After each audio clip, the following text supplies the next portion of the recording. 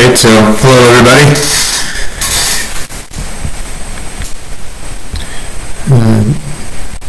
See my mic acting a little bit funny. Hopefully you're not getting just like crazy amounts of sound. I've tried some adjustments to see if I can fix the audio issue. Yeah.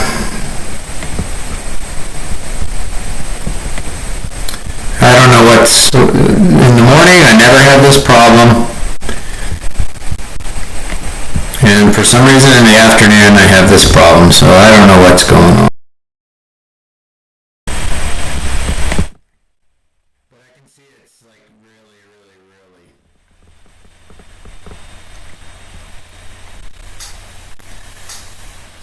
spiky. So I've completely changed my setup. I am waiting for a... Yeah, I muted it for a second, and then I unmuted it while I went and sort of flicked off some filters. So all I can do for now is play with the gain on my laptop microphone. I am waiting for a microphone I can clip to my shirt, and maybe I can get better sound off of that. Just obviously wasn't prepared to spend the whole semester like this, so we'll just do our best. And I don't know why it's like by the afternoon it gets worse, so who knows. Anyway, so today what we're working on is Lab 9. So even if the audio is terrible for you, hopefully you'll still see on the screen things that will help you sort of work through the lab. I am going to sort of set up here and just make a few notes about what we're doing today.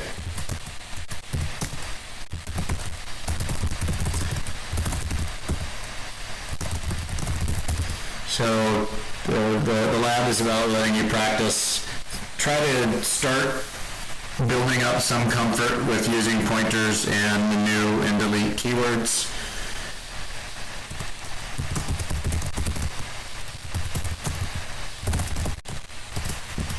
The lab is also designed to try to encourage you to check for null pointers. For most of you, this much usage of pointers, if you even never use pointers, you never use them this much. So there'll be a whole bunch of new sort of habits to develop about pointers. But one thing you'll notice me doing in the lab is checking for null pointers constantly. A null pointer is basically a memory address that refers to nothing that's valid in memory, and if you have a null pointer or an invalid pointer, your program's going to crash. There's a good chance it will compile, and there's a good chance it will run up to the point where it crashes. And I will demonstrate that for you as we build up to passing the unit test for the whole lab. When null pointers or bad pointers cause a problem. It's something to get used to, but that's something that I'll point out to you when I am checking for null pointers that I'm doing. And then I think this is new for us. You're going to see me throwing exceptions. So an exception is an additional tool that you have available to you in C++. That lets you sort of get yourself out of big trouble code-wise. And in this lab, the big trouble is null pointers. So we're going to be checking for null pointers, and if we find null pointers where we don't want them, then instead of returning values from functions, we're going to throw exceptions. And throwing an exception is kind of like a return in the sense that once you've thrown an exception, a function is done. It does not move on from there. It just jumps out with the throw. And you'll see me using the keyword throw because that's how you actually code an exception, is you throw it in code. So with all that said, let's just get into the lab and we'll look at how those things work. So this is Lab 9. It doesn't all fit on the screen super pretty, but our job is to, of course, pass the unit test. So the first thing that I typically do is get myself to where I'm compiling. And to compile, you want to go through and stub out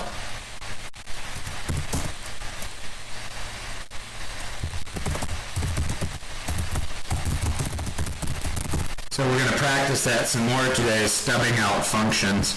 And by stubbing out, I mean simply doing barely enough so that the compiler will accept it in its current state. So this first function, as an example, is supposed to return a string pointer. And a quick way to stub out a function that returns a pointer is simply to return a null pointer. Now, I just said that that's often a bad thing, but it's also often a way for other functions to know what's going on. So anyway, to stub out a function that returns a pointer, you can simply return a null pointer. Okay, this is a void returning function, clear dynamic string, so I don't need to do anything there. I'm just going to leave that one be. This count chars function returns an unsigned integer, and an easy way to stub out a function like that is simply to return an unsigned integer like 0, which would count. Find word returns a bool, so you can return true or false here, but I can stub it out simply with a return false as the stub return. Replace word also is a bool returning function, so I'm going to stub that one with a return false as well. And again, I'm doing this because I want to get the compiler up and running, and I want to run the unit test and see what happens before I've written very much code. So replace word, also return false to stub it out. Alright, so now we get to another section which has a custom type called an item. This one actually has a constructor in it, but we'll worry about that in a second. The point here is we want to stub these functions as well. So here's another function that returns a pointer. So to stub that, I'll just return a null pointer to start. Clear dynamic item is a void returning function, so nothing to do to stub that. Update item is a void returning function, nothing to do to stub that. Calculate purchase price, that returns a float, so let's return like 0.0. To stub it out, and then to string returns a string, so I will simply return an empty string object, would satisfy the compiler for that. Now I'm going to go compile it and see what happens. Hopefully I have a catch in here. I do. I only have one CPP file, so people are still struggling with this. You do not compile .h files, you do not compile .hpp files, but you do have to compile all the CPP files that are part of your program. In this case, there's only one CPP file, so that's the only one. I'm going to change the name of the output executable, just because I want it to be called lab9.exe. And hope I compile. So now I'm going to run it. It's a unit test, so it should try to run a unit test. And then I want you to notice that I got this segmentation fault core dumped. That means the program crashed. So it compiled, but it crashed. And in a program that has a lot of pointers in it, that probably means that the program crashed because of a bad pointer somewhere. Now this is your first time really to do pointers much, so expect that you're going to see lots of seg faults, we call them, segmentation faults, and core dumps. But that usually is a signal to you that somewhere in my program I have a bad pointer. This is somewhat expected because I haven't actually implemented any of these functions, and I'm returning null pointers in a couple of places, so I'm not surprised that it crashed. If I want to figure out where that happened, by the way, I can look at the unit test, and I'll notice that the last thing that ran was line 126, and then somewhere around line 126, the program crashed. So I'm going to go look and just see what happened around line 126. So 126 and 127, I notice here that there's a pointer being dereferenced, and if that is a null pointer, that's totally going to crash. So I'll just sort of keep that in mind. But it's expected at this stage that the program's going to crash in some places. Did I even pass anything? I did pass one thing, just by sheer luck. Okay, but anyway, the seg fault. That's a key takeaway for you this week, is to pay attention for seg faults. That means the program crashed, and that means that probably somewhere you have a bad pointer. Either a null pointer where it shouldn't be null, or a pointer that has an address that's no longer valid. A null pointer is a pointer that points at nothing. And it's okay to have a null pointer unless you try to use a null pointer as if it were pointing at something, and that will cause a crash. Okay, so let's work our way down through here. We'll just sort of do one at a time, and then we'll run the test and see if we pass more. I'm passing one right now just by sheer luck. Okay, so this first function says allocate memory for a string containing a certain set of contents, and then return a pointer to that string. So when it says allocate memory, that means use the keyword new to create a string. So I'm going to declare a string. I'll call it the result string, and I will initially set it to be null. And that result is what I want. Now what I'm doing right now is no different what I had a second ago. I'm returning result, which is a string pointer, which is presently null. So I'm returning a null pointer, and I will get the same results if I compile. Now to allocate memory, we do new. So what I want is to use this string pointer result to allocate a string. So I'm going to take result, and I will capture the address, or pointed at a new string constructed with those contents that I got. So I'm building a string with those contents. The keyword new is how I manually allocate memory for a string. And then the purpose of pointers, like result, which is a string pointer, is to store the addresses of allocated things. So result will be the address of this newly allocated string that contains these contents. So when I return result now, it will have the address of a newly allocated string containing the given contents. Then I'm going to go compile it and run it and see if I pass any more. Let me clear so you can see the whole thing.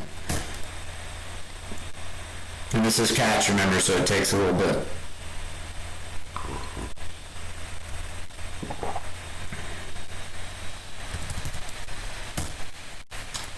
Okay, so I'm getting a seg fault, so there's still somewhere in here a bad pointer. That's expected.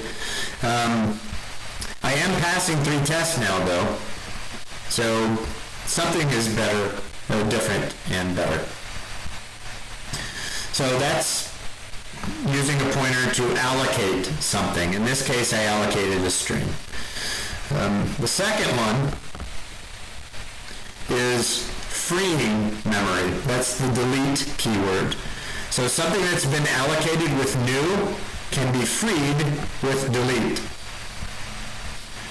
It also tells me to null the pointer, and it also tells me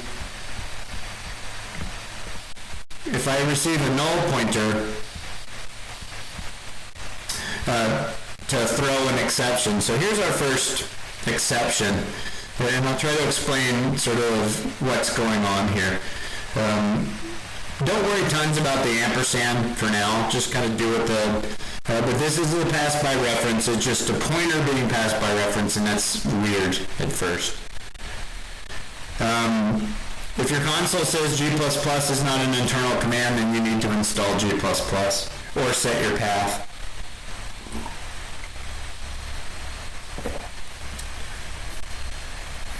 And so if you have installed G++, then you need to set path.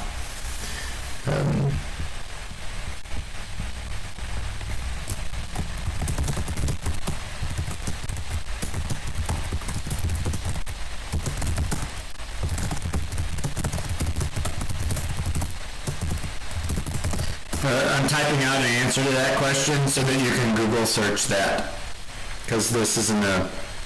I'll help you if I can, but 9 weeks into the semester, one would hope that you'd already done that part, and if not, then you should be able to help with some Google, and it's difficult for me to do it in this format anyway, so I'm trying to give you some search terms in Google. I'm seeing network error. Hold on, I'm going to refresh and I'm going to lose all the chat, so...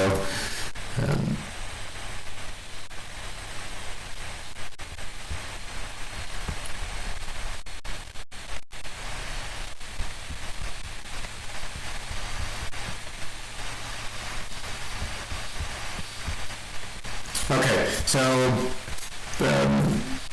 sorry about it. I've lost the chat. So the last question was about G++.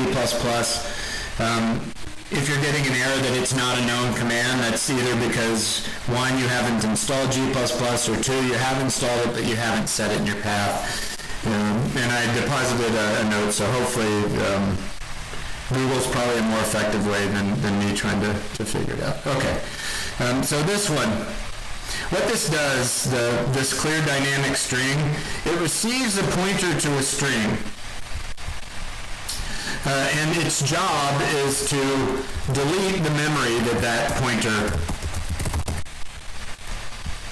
refers to. So that's how you free the memory that a pointer points to. And it also tells you to null that out, which should just be your habit for now.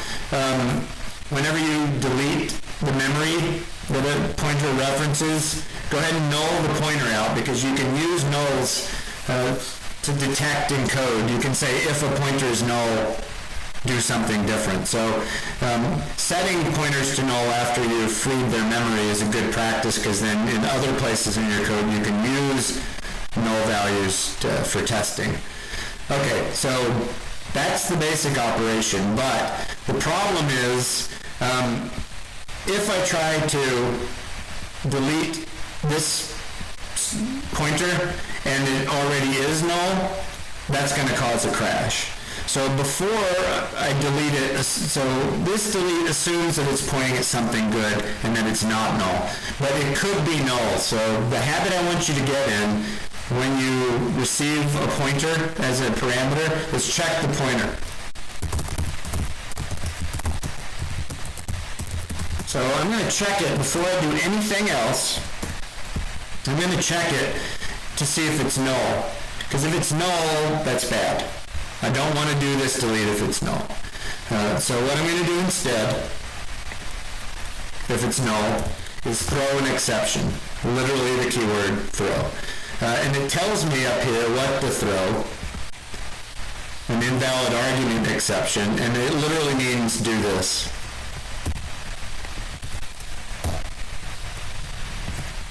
So if the string is null, I'm going to throw an exception with the message null string pointer. Now I'm about to show you where the test uses that. When a function encounters a throw, the function's done. So if the incoming string is null, the function will throw an exception and it's done. If the string is not null, then this if never happens and the delete part. It proceeds to do the delete. That's tricky, and I know it's new to you and we don't have like the full lab and class time to deal with it, but hopefully you'll come to recognize it because we're going to practice it a lot. Let me show you in the test though where this is used. So way down here in the test, let's see, where is it? Right here. So I'm getting a lot of lag. Hopefully it's not just killing things for you, but I am seeing a fair amount of lag going on. Down here on line 146 in the test, see where it says check throws as? So it's actually checking to see, it's purposely trying to cause that function to throw an invalid argument, and the test is actually checking to see if it's throwing an invalid argument exception. So the test can actually detect whether or not that's being handled correctly. So notice item here is null pointer, and it's calling a clear function with a null pointer and it expects to get an invalid argument back. So that's where that's being used in the test.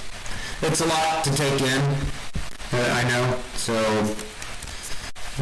hopefully that makes some kind of sense, but now you have the video and you can sit here, I suppose, and listen to me say it over and over again and work with that. Okay. Let's build it and run it and make sure that we're still somewhere close to where we were before. We were passing 3 tests, so let's see if we pass any more.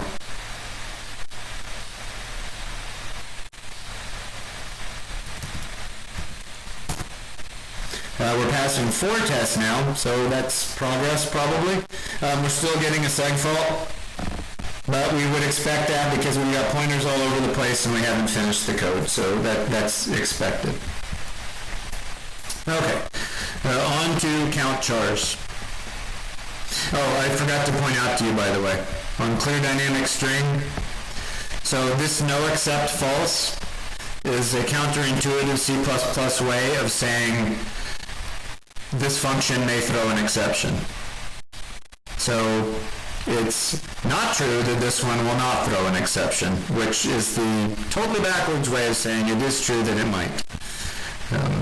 So anyway, if you look at this next one, count chars, it tells you it's supposed to throw an exception, but if you look at the end, no except false means, oh, this one could throw an exception.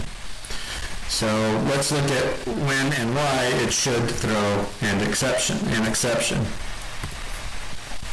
It's receiving a pointer to a string, and it's going to use that pointer to loop through the string and count up the alphabetic and numeric characters in it.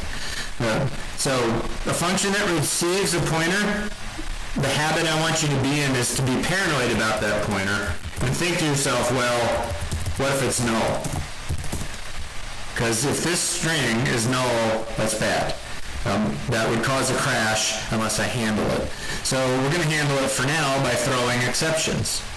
So it says throws that exception if the string is null pointer. So if the string is null pointer, I will throw this.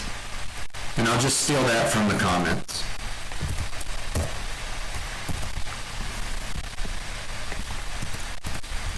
And when a function throws, it is done.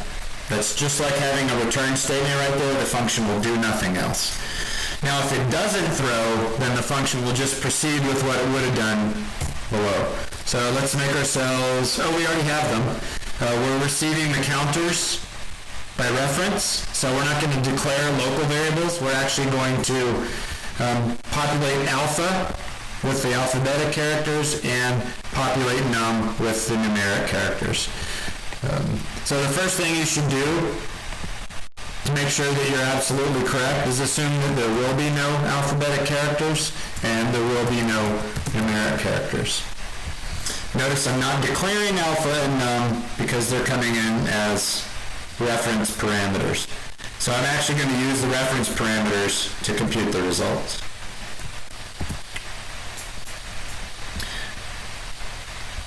I'm also, by the way, supposed to return the length of the string at the end, so I'll deal with that, the length of the string. So this function actually computes 3 things: the number of alphabetic characters, the number of numeric characters, and the length of the string, all being computed by this function. So let's deal with alpha and num.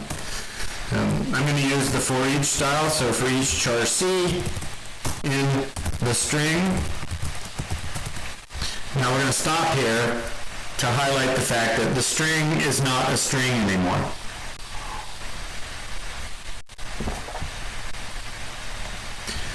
string is a pointer to a string.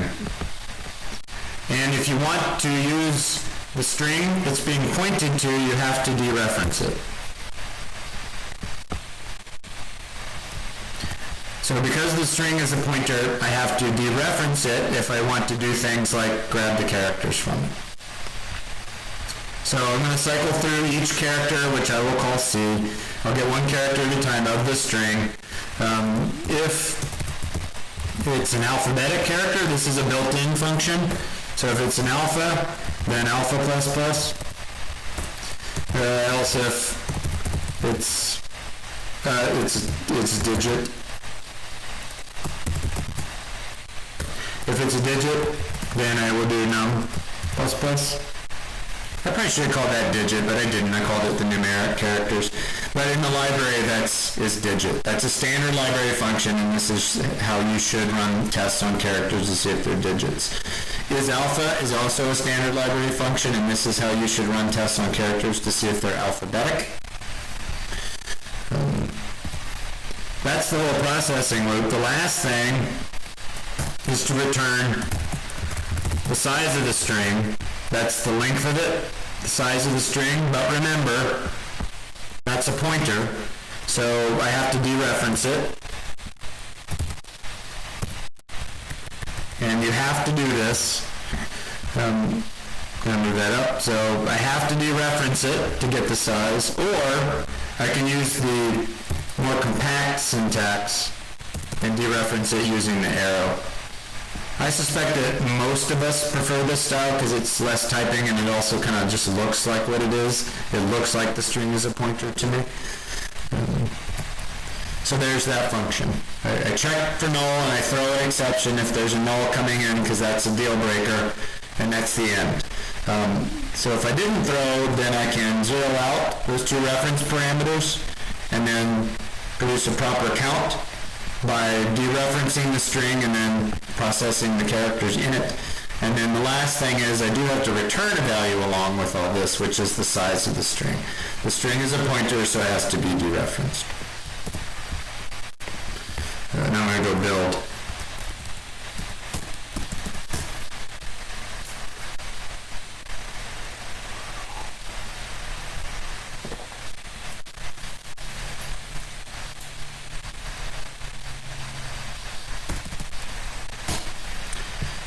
Passing 8, so that's an improvement.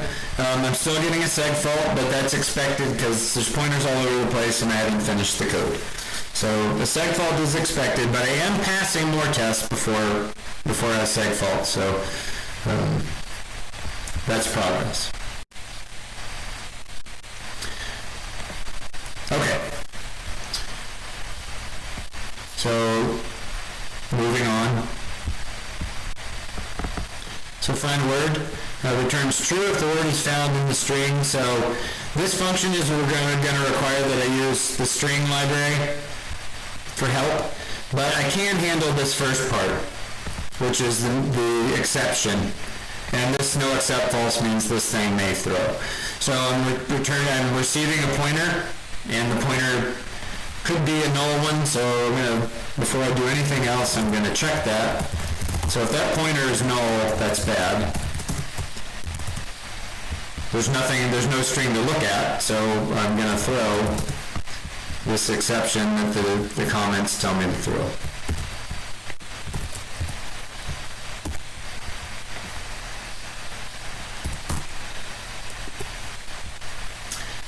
Now I'm going to switch up the view a little bit so you can see where I'm getting the rest of these ideas from. So let me turn on the browser. Okay, so I'm going to go to c++.com and I'm going to search for string.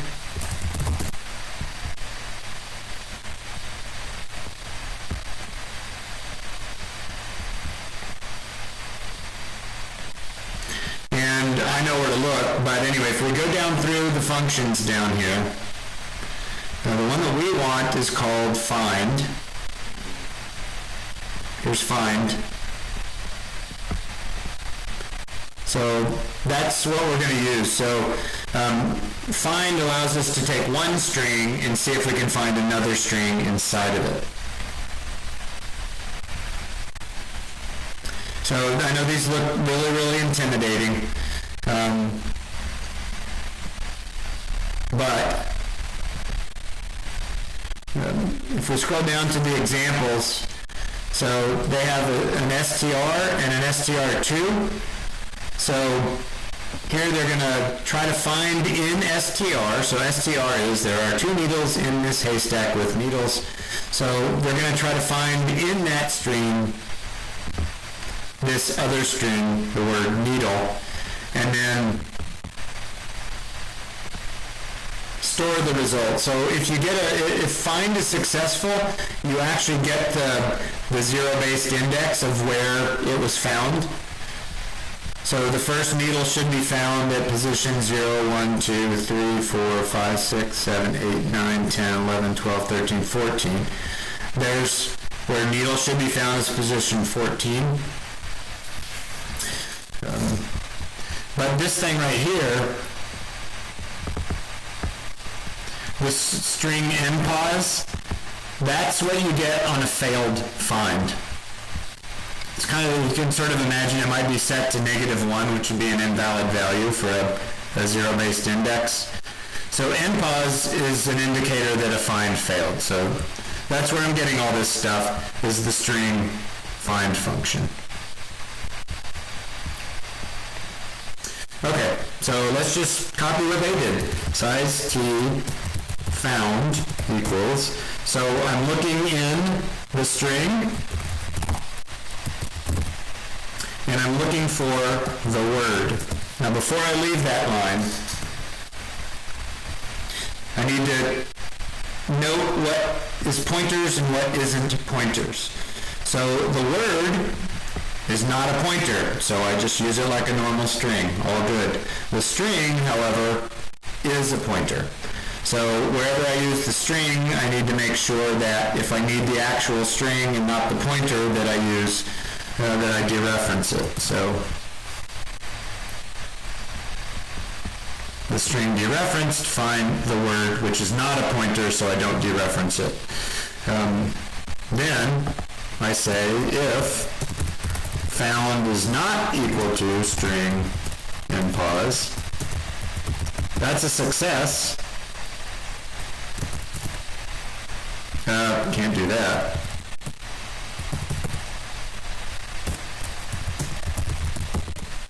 I will return true. Because remember, the function, all it's supposed to do is say true, I can find the word in the string, or false, I couldn't. So found not equaling string npos means a successful search. I could have said if string equals npos, that's a failure.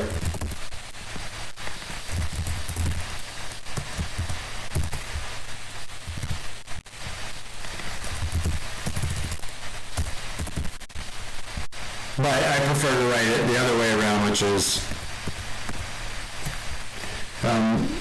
as long as I'm not seeing this npos, then that means it's a successful search and I can return true. That's how that one works. Or just knowing if one, so is this needle inside of this haystack, is how you'll often see APIs document that. We're going to go compile and run it after I fix the view to hide the browser.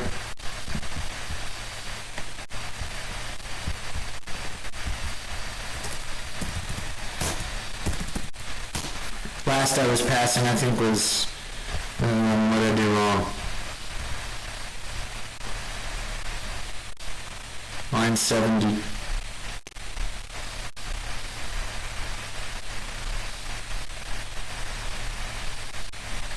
Oh.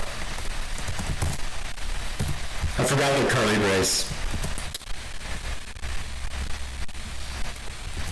Because I was messing around with where to put that word success.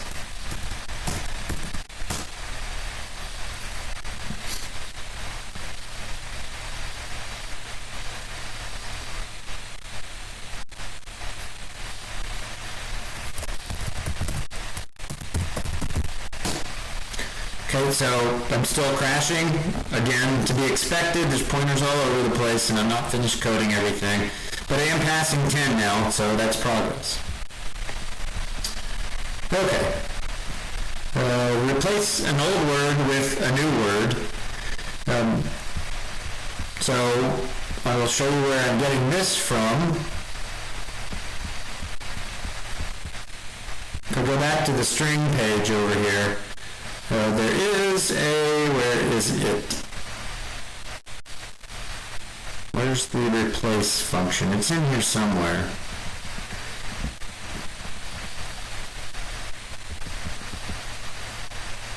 Here it is, right here. Replace. So replace the portion of a string. So I know this looks like a mess, but usually if you go down to the examples, you can figure out how to do it. Some of these are pretty scary, but I'll just sort of talk you through the way I'm doing it.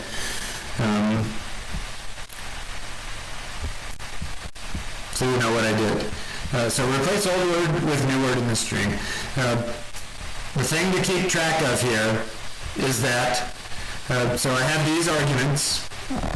I have a pointer to a string, that's the string being worked on. I have an old word, that's the string, if I can find that inside the original string, then I want to take it out and replace it with a different one. So I'm going to look for old word in the string, and if I can find it, replace it with new word in the string. As a programmer, you have to sort of think through all the possible scenarios, and one scenario is that old word isn't even there. So if that old word isn't even in the string, I can't replace it anyway, so just keep that in mind.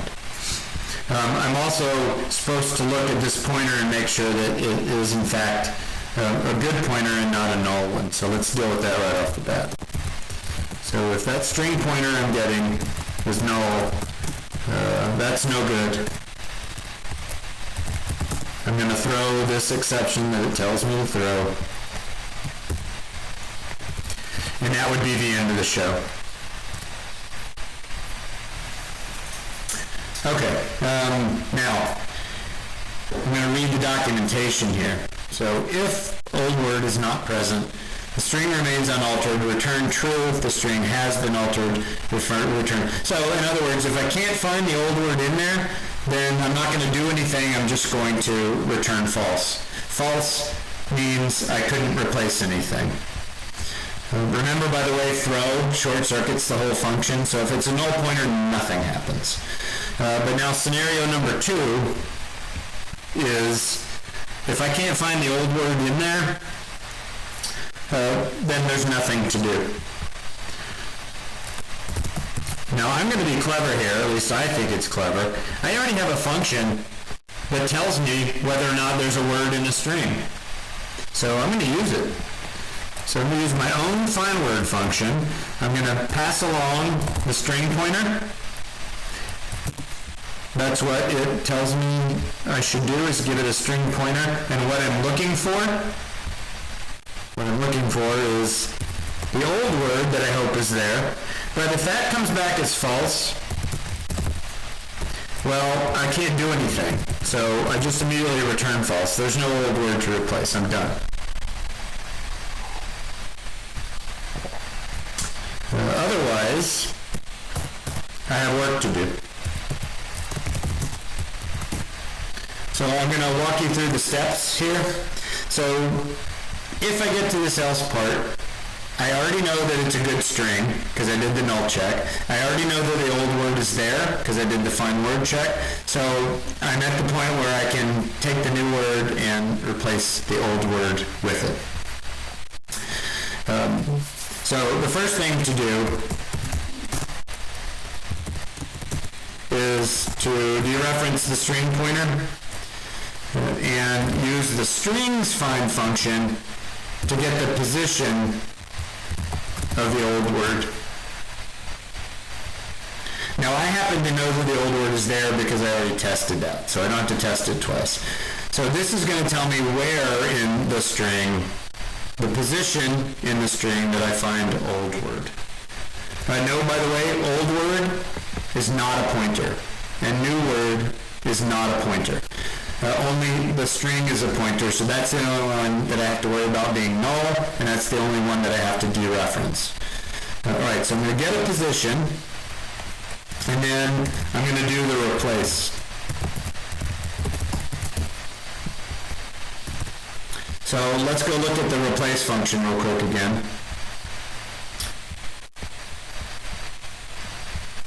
And see how it works.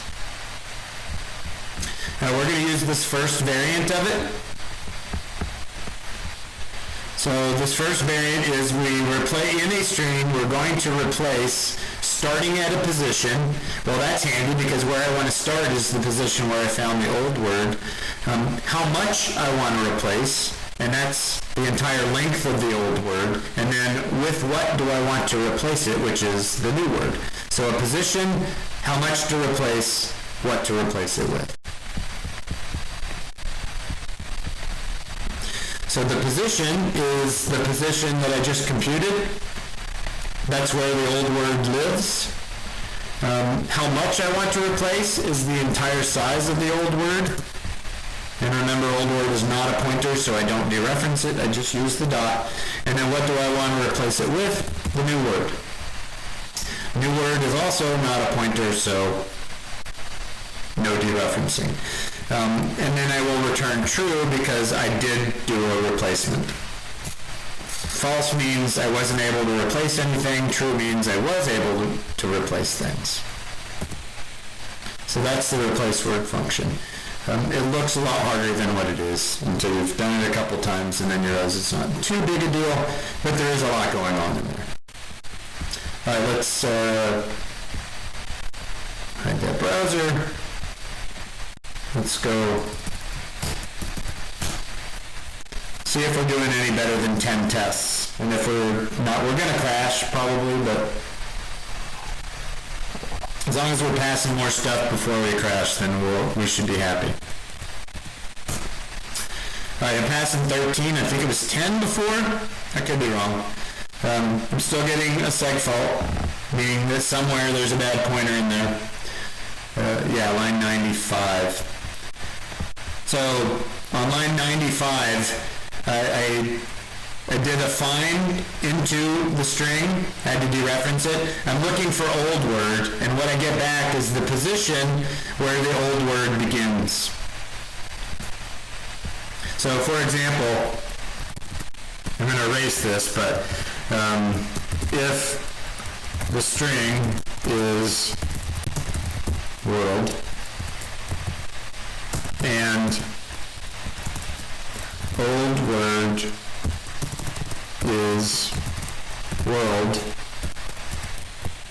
then pause,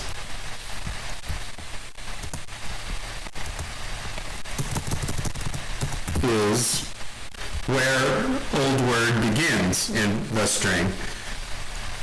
So if I do a find in the string and it were hello world and the old word was world, then the pause would be position 0, position 1, position 2, position 3, position 4, position 5, position 6. So pause would be 6. That's where the old word starts in the string.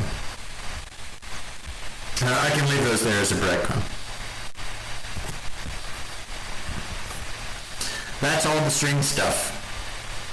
So that's using pointers with a pre-existing class, the string class from the standard libraries. So the next section is using a custom type with pointers. So we can see what that feels like. So I made a struct item. It's got 3 fields in it. And remember, if it's a struct, then these are public by default, so you can access them. But I also put a constructor in here. So I added a constructor so that it's convenient to create items when I want to. Okay, so let's make dynamic item. Allocate memory means that we're going to see the new keyword in here. So instead of a string this time, I want an item. I'll call it the item. I'll set it to be null to start. So the item is a pointer to an item. Before we were working with pointers to strings, now we're working with pointers to items. And then ultimately what I'm going to do is return that pointer after I make it point at something.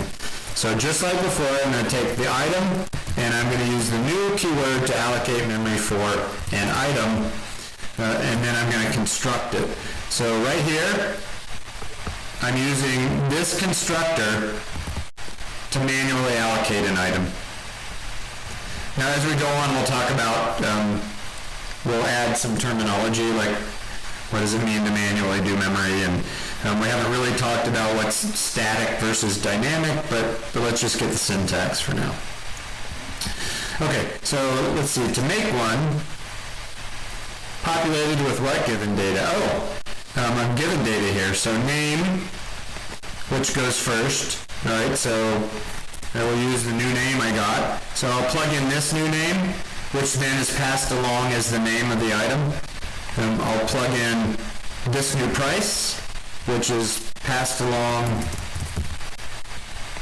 as the price of the item, and then this new quantity,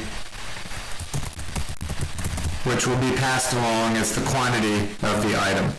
So this will allocate memory for an item, my struct that I just defined, populated with that data. So let's try it out.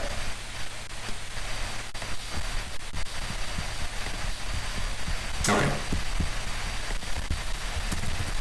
I'm presently passing 19 or 13, passing 13 and crashing. Forgot to recompile it.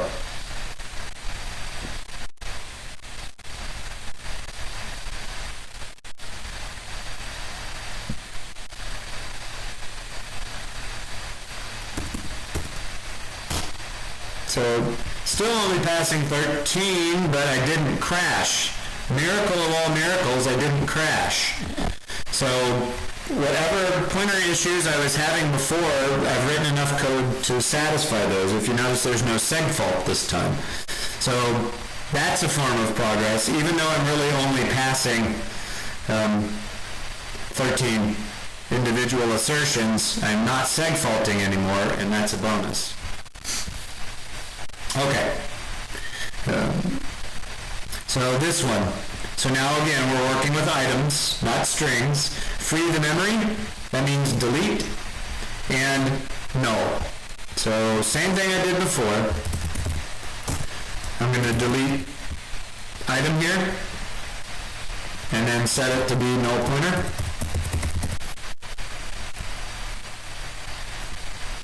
But then I'm going to go do the other thing that you need to pay attention for, which is if you have a function with a pointer coming in, you should at least consider the idea that you should check it to make sure it's not null.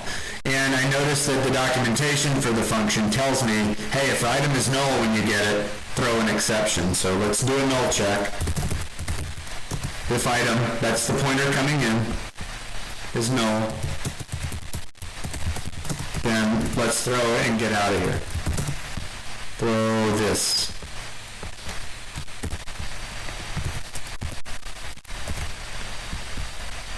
Null pointer's bad. So if I don't throw, that means I was okay to proceed and just do this other stuff. Notice I didn't put an else around these because it doesn't really matter. The throw short circuits the function anyway. So I can't get here if the throw happened anyway. So I didn't really need an else because that doesn't do anything other than make more stuff to read on the screen. Let's go compile it and run it, see if we pass any more.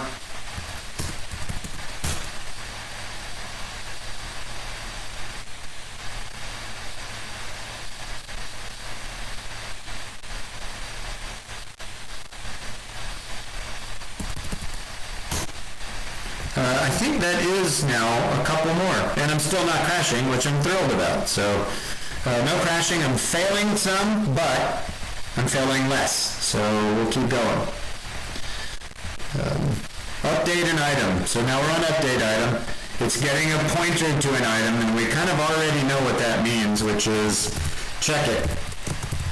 If it's null, that's bad. So if it's null, let's throw an exception and get out of here.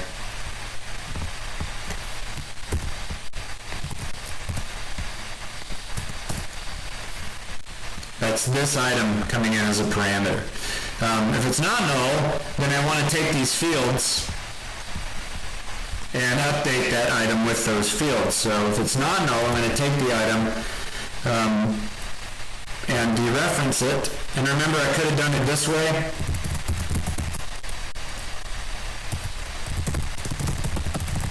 Or I can do it this way. You can decide which one of these you think looks better. I happen to like the one with an arrow. I think it's just cleaner looking, and I can easily see in code that, oh, that's a pointer. So I have to dereference item because it's a pointer. I don't dereference the string because it's not a pointer. The float's not a pointer. The unsigned integer's not a pointer. So the only thing that needs dereferencing is the item. So I dereference it and then use that to get the field name, the name field, and then I assign that the value coming in. Dereference it for the price, and then I'll use the parameter value that came in, and then I will dereference it to access the quantity field and assign that the value that came in as an argument to the function. Let's try that out. We're passing 15 right now.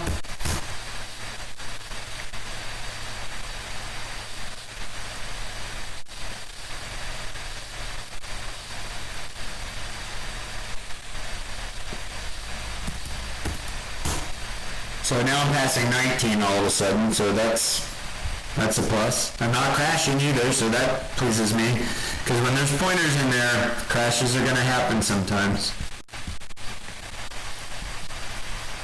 Okay, on to calculate purchase price. We're almost there. Return the price to purchase an item, which is simply its quantity times its price. So I guess you're buying all of them. Anyway. Check for null pointer. Why? Because there's a pointer coming in. So let's do that first. So if that pointer coming in, item, is null, that's bad. Let's throw an exception. And it tells me what it wants me to throw.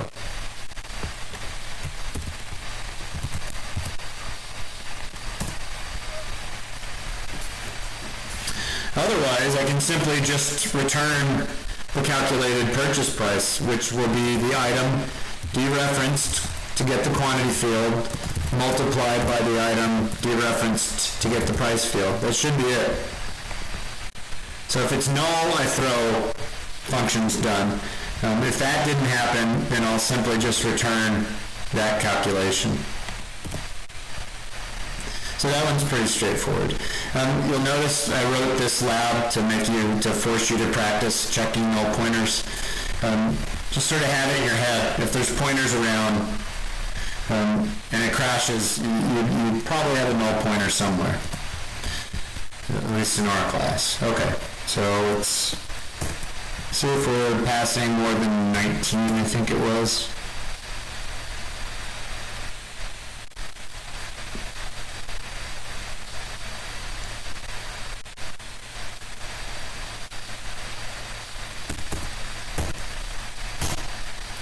Now we're passing 21, so only 3. So I'm failing a throw exception test, and then I'm failing to string test twice. So I can live with that.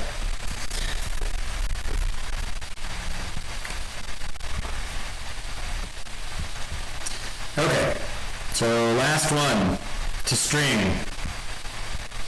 Receives an item pointer, which now I know what that means, which is check it.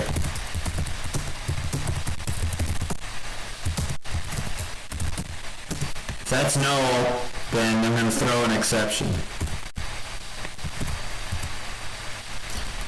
This is your first time encountering exceptions, no doubt, so don't worry if it's not fully registering. It's just another tool in your toolkit to handle bad situations. So sometimes a bad situation you handle simply by like returning false from a function, or maybe returning -1 from a function. Sometimes though, sort of more drastic action is needed. So I'm sort of just showing you that you have this additional tool where you can just basically barf out of a function, or throw an exception is the nice way to say that. The technically better way to say that. You short circuit a function because you just can't do what it's supposed to do because of some situation that you didn't expect. So for example, if they say, hey, convert this item into a string for me, and they give you a null pointer, well, what can you do with that? Well, one thing you can do is throw an exception back saying, I can't do that because you gave me a null pointer. Okay. To string, so we're going to use string streams. Let's see if we have an include for that in here. We do. So I like string streams for this. So if we don't throw an exception, then let's make ourselves a string stream. We will end up returning not the stream, but the string. So this is a stream, but we'll take the stream and return the string version of it to match this. And then in the meantime, let's see, we need the name. So we have to dereference item, which is a pointer, to get the name field. Followed by a comma, followed by a space, followed by, I have to dereference it to get the quantity field, followed by a space, followed by an @ sign, followed by a space, followed by a $sign, followed by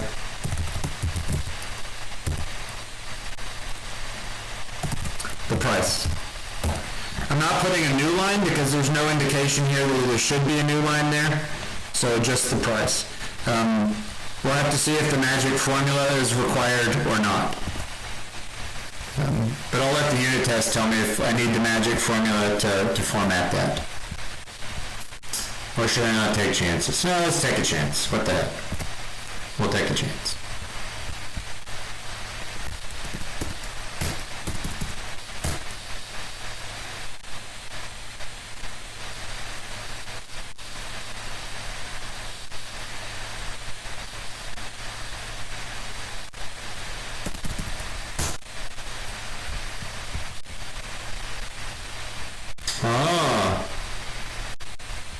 So this is what my function did.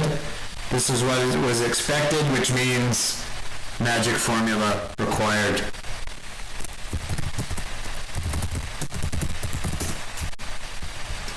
So I let the unit test tell me that, in fact, it does expect that I'm going to format.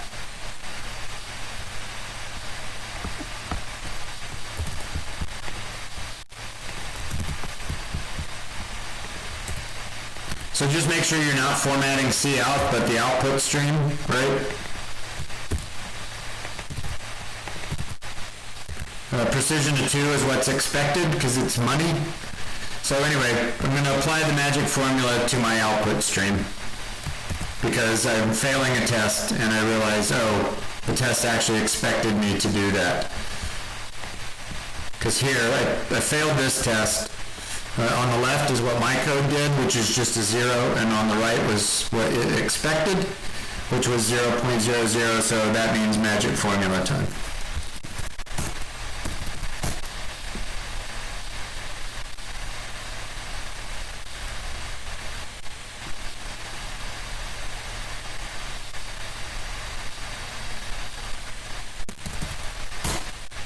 Okay, so now we're all happy. No crashes and passing all the tests. So remember that with all these pointers in there, you sort of have 2 problems going on at once. Well, 3 if you count the compiler. So you got to get it to compile. You need to get it to run the tests without crashing, and then you need to get it to pass all the tests. The crashing is the pointer part. The compiling is, of course, just good syntax, and then passing the test is getting correct algorithms. Okay, so that's exactly an hour by some miracle. That's my whole thing for today. So I'm going to sit here quietly for a few minutes. If you have questions, you can ask. If I close down the stream before you got to ask, you can always email me with the question. But if you see something that we did that you'd like me to go back, like we got the question earlier about line 95, please do that.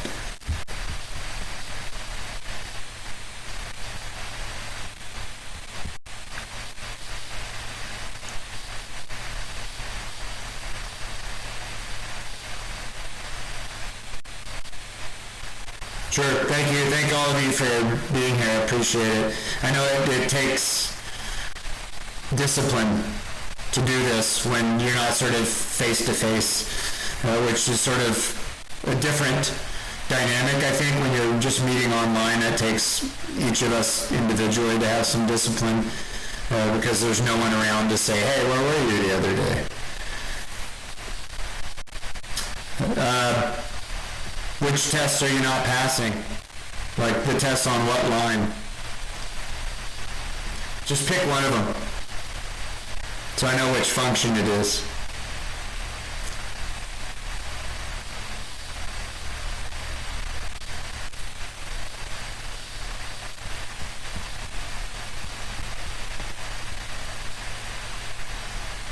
$195. Okay, so 195 is the make dynamic string, count chars, find word. So I'll go back and I'll show, here's make dynamic string, which is just the string version of that new thing.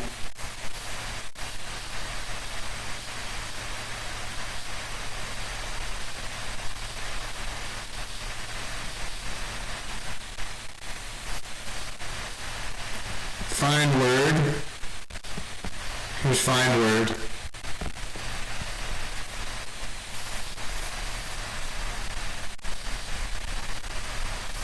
I'm going to unhighlight that, but find word I put in the...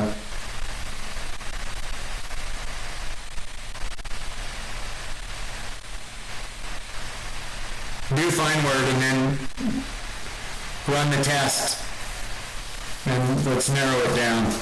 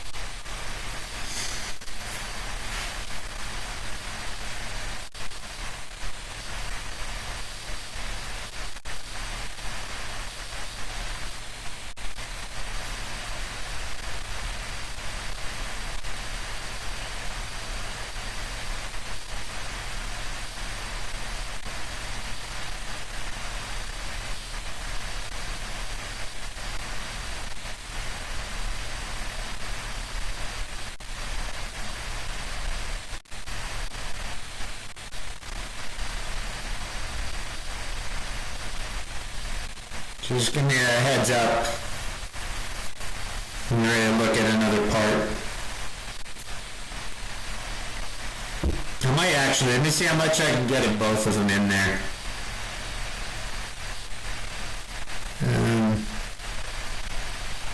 Not enough, I don't think. I can get part of the replace word on the screen all at once, but not the whole thing. So anyway, just give me a heads up when you're ready for me to scroll it up and show you replace word again.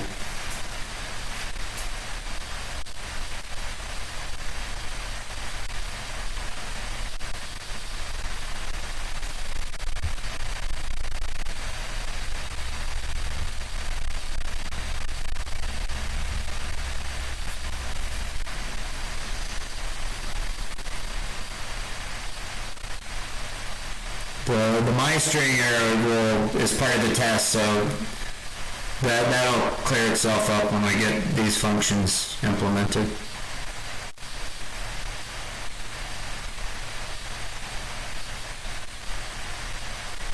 And I will be posting these videos as always, so remember that if you miss something, you can go grab the video from here on Twitch, or I'm also copying them over to my YouTube channel, so you can go kind of jump around the video and replay things and whatnot.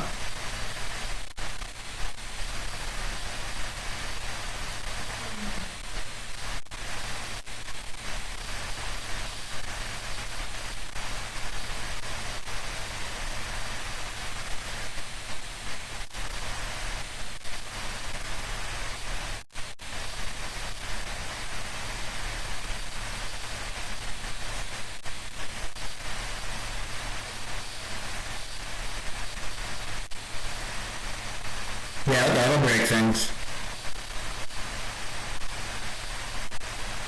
Okay, all good. Anybody else?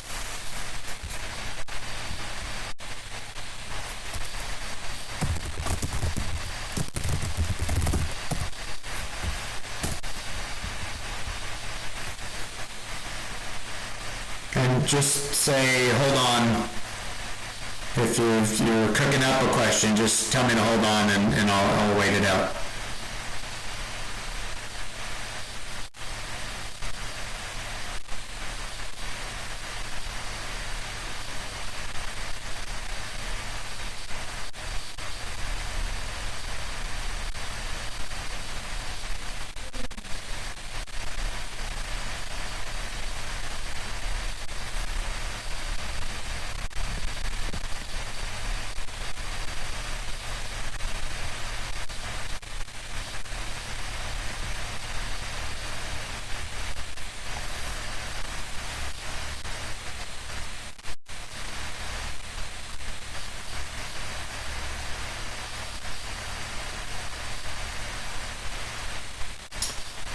Okay, so I will see everybody on Tuesday next week. I hope you have a good weekend. Email me if you have questions. Lab 9 is due this week. And then we'll move forward.